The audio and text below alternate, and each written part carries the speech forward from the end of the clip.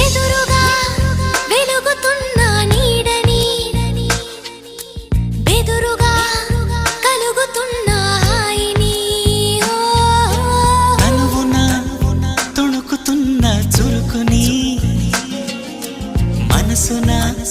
ముసురుకున్న చెమటని ఇష్ట కష్టాలని ఇప్పుడేమంటారు ఈ మోహమాటాలని మరి ఏమంటారు స్వల్ప భారాలని ఇప్పుడేమంటారు సమీప దూరాలని అసలేమంటారు జారే నింగిని